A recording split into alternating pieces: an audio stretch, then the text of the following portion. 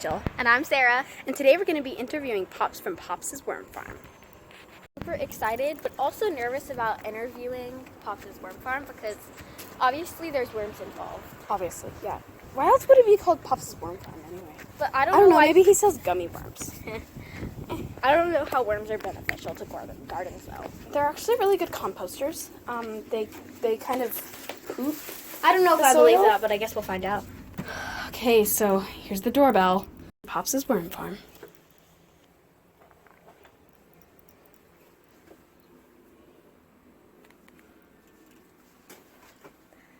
I'm really nervous. Hi. Hello. I'm Sarah, and this is Rachel. Hi, how are y'all? Hi, we're here to interview you for Pops' Worm Farm. Really? Yeah. We'd like to learn a little more about what you do. Okay, sure, I'll be glad to. If you don't mind. Do you want to come in or do you want to stay outside? If you don't mind, if we could go into the backyard Sure. and see some worms Come also. on in. Come on through.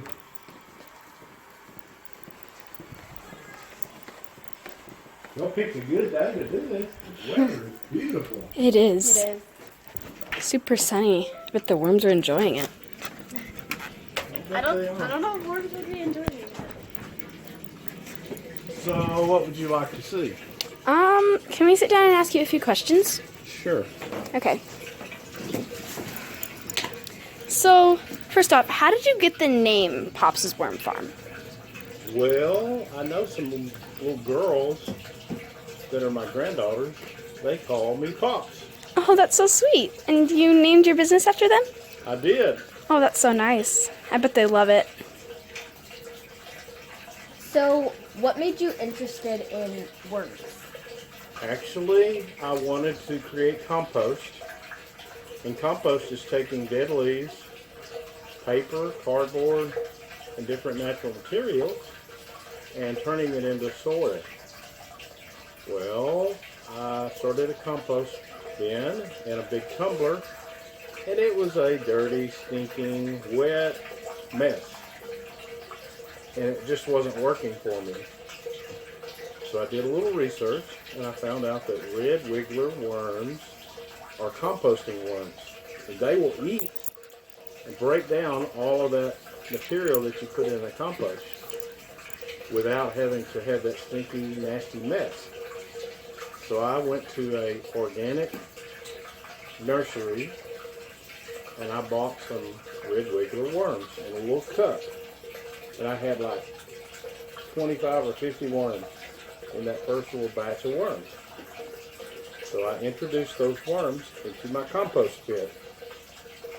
And I also learned to stop putting green material like live leaves and fruits and only put dry materials in that bin. Those red wiggler worms took off and started changing that compost into an active compost where it was breaking down the material and making great soil. That's how I started. Well, that's a really amazing story. So, how many worms do you think you have right now?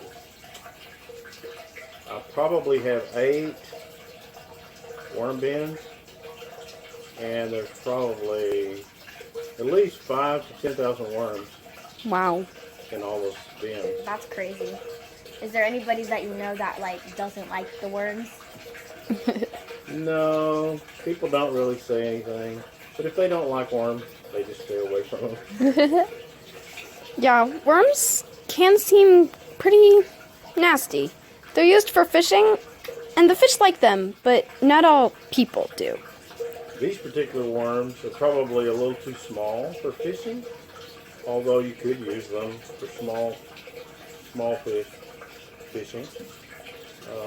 Usually the larger type worms, the night crawler variety of worms, are better for fishing. They're a lot larger. Red wiggler worms are basically just great composting worms. Well, speaking of worms, can we see some? Certainly. You certainly might.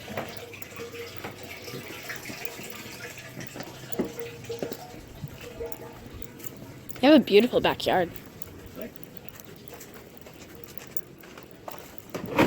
Let's see. I've I've got a number of worm bins in different shapes, sizes, and boxes. Let's pull this one out. And we'll just put this over here where there's a little light. And as you can see, this box has a top on it, which is basically just a paper sack and some broken pottery. Worms seem to like something on top. It's like having a blanket over them. I didn't And know they that. seem to love that. And almost always when you lift this up, you will see, look at this, look at that. Oh my god. See those worms? They love it right underneath their blanket. Can I pick one up? Sure. Oh, wow. You're brave. My And goodness. that's the typical size of an adult Sarah's red holding a ringworm. worm. And do you see what they're piled up around? Oh. They're on a piece of watermelon rind that I put in there.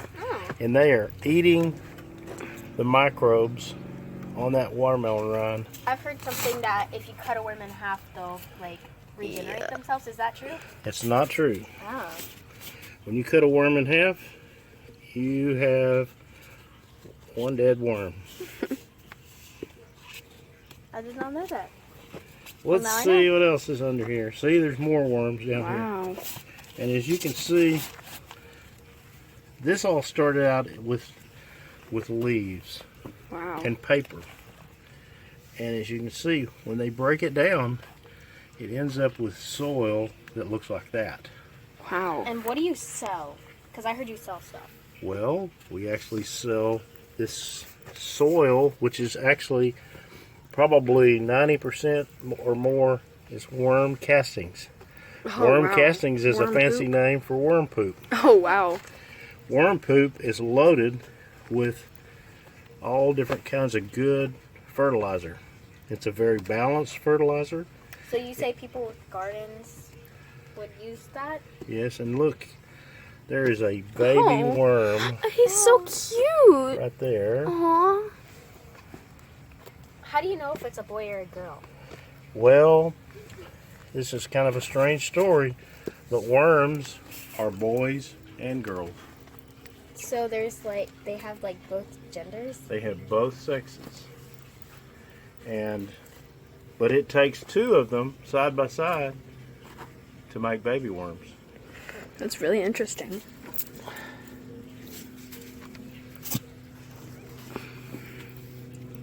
But you were asking what we sell. We sell castings Yeah. or soil. We sell worms. We make and sell worm casting tea. And what's that? Worm casting tea is taking worm castings and putting it in water and letting it brew. We call it a brew. We let it sit for several days. We infuse that water with by aeration with air, and we also add a food source for all those microbes. And that food source is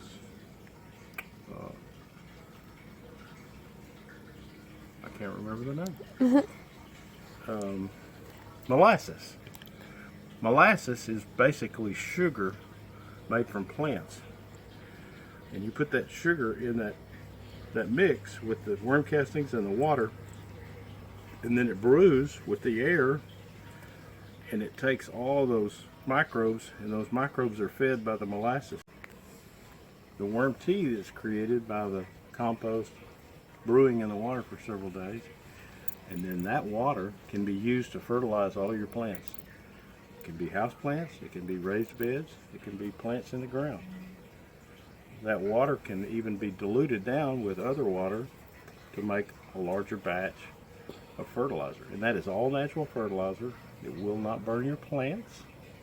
It's balanced fertilizer. It has all the nutrients needed to make a plant thrive.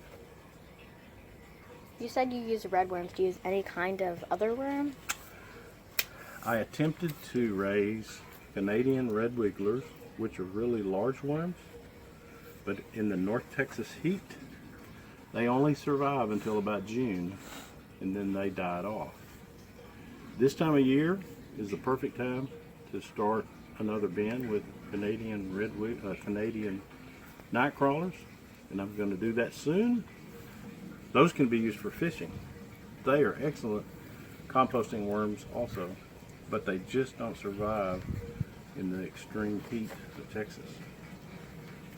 Okay, well, I think we've learned some pretty interesting facts today. Thank you so much, Pops. You're welcome. You're welcome. Y'all come back anytime. Okay, thanks for having us. You're welcome. Glad you came. Is it true that you have a website? Are you selling I do. things? www.popswormfarm.com. Sounds awesome. We also have a Facebook page with information about worms, photos, advice.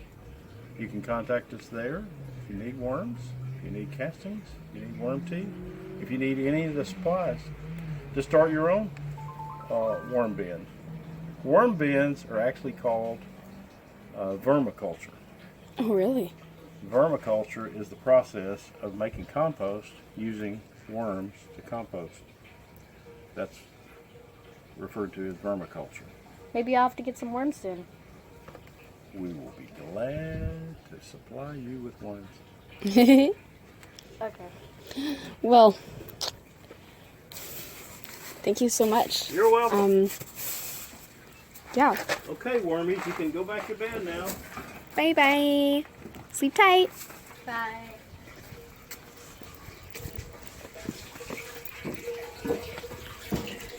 I was surprised I made worms right now.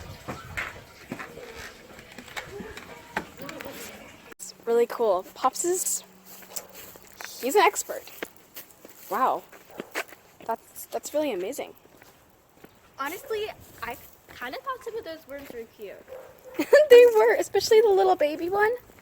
Oh my goodness. Well, I certainly have to get some worms soon. Definitely. My apartment could use some. And I could get some from my mom's garden box. She's really trying to grow it. Well, I guess we'll have to go to popswormfarm.com.